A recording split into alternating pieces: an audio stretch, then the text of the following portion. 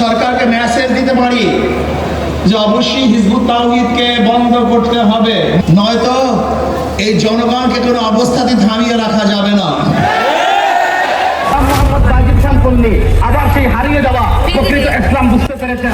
সালামু আলাইকুম রহমতুল্লাহি ওয়া বারাকাতুহু। প্রিয় বন্ধুগণ, আজকে আমরা যাচ্ছি হিজবুত তাওহীদকে নিষিদ্ধের দাবিতে ঐতিহাসিক ইসলামী মহাসমাবেশ নোয়াখালী জেলা স্কুল ময়দানে। আমরা একটা দিনে কাজে দিনে প্রোগ্রামে সোহেনিয়তে আমরা দেখা যাচ্ছি। কলাবাড়িয়া গ্রামের হেফজখানার প্রধান শিক্ষক জনাব মাওলানা ফয়জুল্লাহ সাহেব যারা সমাবেশে যাবে তাদেরকে দিক নির্দেশনা দিচ্ছেন। শিখার জন্য সেখানে যাচ্ছি। মানুষ সাল্লাল্লাহু আলাইহি সাল্লাম বলছেন, এমন এক সময় আসবে সকালবেলা মানুষ ইমান নিয়ে বের হবে, রাত্রেবেলা ইমান ছাড়া ইমান হারা হয়ে আসবে। আবার রাত্রেবেলা ইমান নিয়ে বের হবে, সকালবেলা ইমান হারা হয়ে আসবে। হিজবুত তাওহীদের আকীদা এতই খারাপ, তারা বলতে চায় শয়তানের চ্যালেঞ্জে নাকি আল্লাহ পরাজিত হয়েছে। নাউজুবিল্লাহ। তার মধ্যে এখন বর্তমান সবচাইতে জঘন্য সংগঠন, জঘন্য আপনার প্রতারণা করছে, ইসলামের নাম ভাঙ্গে ভণ্ডামি করছে হোসাইন মোহাম্মদ সেলিম। তাও নোয়াখালীর মাটিতে, যে নোয়াখালীকে বলা হয় দ্বিতীয় আরব বলা হয়। এই হিজবুত তাওহীদ হলো বাংলাদেশের একটি বিতর্কিত অরাজনৈতিক ধর্মীয় সংগঠন যা 1995 সালে টাঙ্গাইলে মোহাম্মদ বাইজিদ খান পন্নী কর্তৃক প্রতিষ্ঠিত হয়। এখন বর্তমান ইমাম হয়ে আছে এই দলটিতে হুসাইন মোহাম্মদ সেলিম, যে কিনা যত বদ আকীদা, যে কিনা মানুষদেরকে, মুসলমানদেরকে আকীদা নষ্ট করার লক্ষ্যে কাজ করে যাচ্ছে। ইসলাম বিরোধী কি তাদের সংগঠন, ইসলাম বিরোধী তাদের কি আপনার আলোচনা, তাদের সাংগঠনিক কার্যক্রম কি আছে, সেগুলো আমরা সুন্দর করে শুনবো। উচ্ছৃঙ্খল বিশৃঙ্খল আমরা করব না, আমরা সেখানে যাই, আমরা বসবো, শুনবো।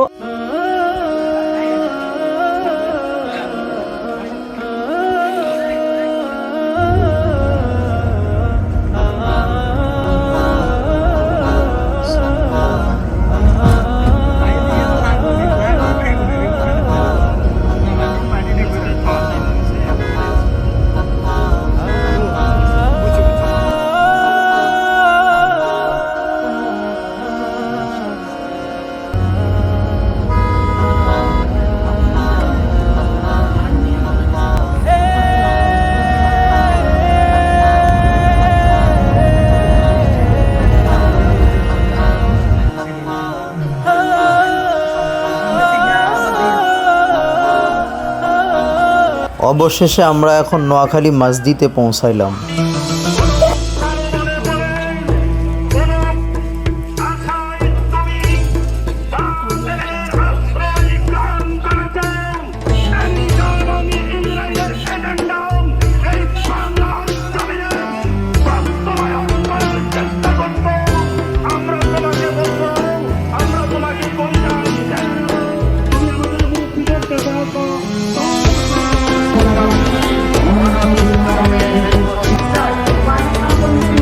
আমরাও রাস্তায় উঠে গেলাম। রাস্তায় উঠে গিয়ে দেখি হাজারো লাখো মানুষের ঢল। তাদের সাথে আমরাও যেন মিলে গেলাম, আর তাদের সাথে একসাথে হেঁটে হেঁটে পা পা করে আমরাও মাঠের দিকে চলে যাচ্ছি।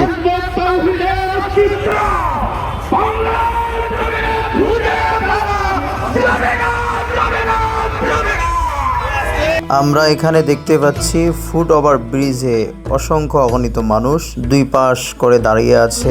আমরা এখন ঢুকতেছি নোয়াখালী জেলা স্কুলে, যেখানে সমাবেশ হচ্ছে। এবং তরুণীর জনতা যখন জোয়ার উঠবে তখন সেই ছেলেদের দলবল দিয়ে গর্তে পলানের সাহস। নোয়াখালী জেলা স্কুলের মাঠ থেকে একজনের পর একজন ইসলামিক স্কলাররা বক্তব্য দিয়ে যাচ্ছেন, শ্রোতারা কান পেতে শুনে যাচ্ছে। সাল্লাল্লাহু আলাইহি ওয়াসাল্লামকে মুআজিজা দিয়েছেন। এবার হিজবুত তাওহীদরা বলে যে আল্লাহ তাআলা। আপনারা এখন যাকে দেখতে পাচ্ছেন এই হচ্ছে সেই হোসাইন মোহাম্মদ সেলিম, যিনি কিনা হিজবুত তাওহীদের বর্তমান ইমাম হয়ে আছেন। ইমামুজ্জামান যখন বক্তৃতা দেওয়া শুরু করেছেন তখন পরিবেশ একেবারে চুপ হয়ে গেছে। এটা এক নম্বর মুজিজা। আর এরকম মুজিজা তো এখানে হয়ে গেছে, কারণ আমি বক্তৃতা দিচ্ছি, পরিবেশটা একদম চুপ, কোনো আওয়াজ নাই। আচ্ছা বলে এটা মুজিজা নাকি তামাশা?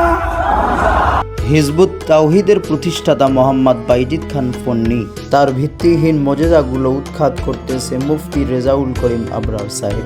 যদি কোনো মানুষ নবী ছাড়া অন্যকে মুজিজা দাবি করে, আপনারা ফতোয়া দেন মুসলমানের কাছে। মুসলমানের কাছে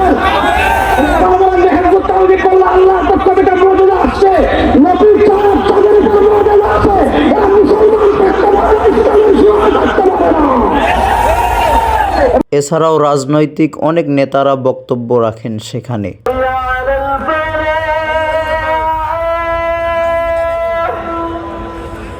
জোহরের নামাজের জন্য আজান হয়ে গেল। এখন আমরা সেখান থেকে বের হয়ে কিছু বন্ধু বান্ধব একসাথে হয়ে সেখান থেকে চলে যাচ্ছি নামাজের জন্য। হিজবুত তাওহীদকে নিয়ে গজল হচ্ছে। আমি মসজিদ থেকে বের হলাম মাত্র জোহরের নামাজ পড়ে, কিন্তু প্যান্ডেলের ওইদিকে হিজবুত তাওহীদকে নিয়ে গজল হচ্ছে। সুন্দর।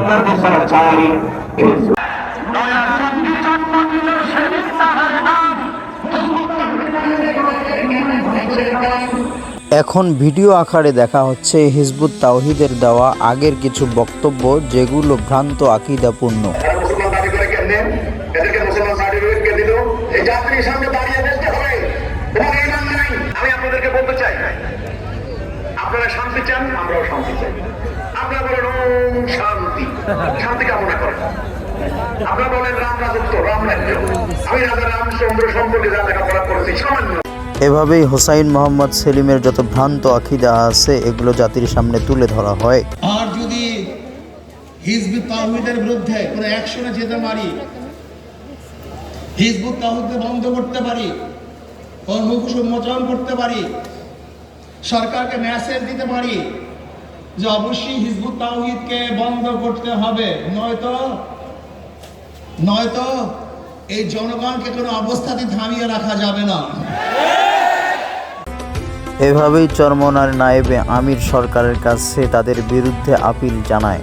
اللهم شتت شملهم اللهم مزق جمعهم اللهم دمر ديارهم اللهم خرب بنيانهم اللهم خالف بين كلمتهم اللهم خذهم الذين المقتدين اللهم خذهم الذين المقتدين اللهم خذهم সমাবেশের শেষ পর্যায়ে হেফাজতের আমির মোনাজাত করেন। এরপর আরও অনেক আলেম ওলামা বক্তব্য রাখেন, সরকারের কাছে কিছু আপিল জানিয়ে সমাবেশকে শেষ করেন। ধন্যবাদ যারা এতক্ষণ পর্যন্ত ভিডিওটি দেখেছেন। সাথে থাকবেন, আরও কোনো এক ভিডিওতে দেখা হবে। আল্লাহ হাফেজ।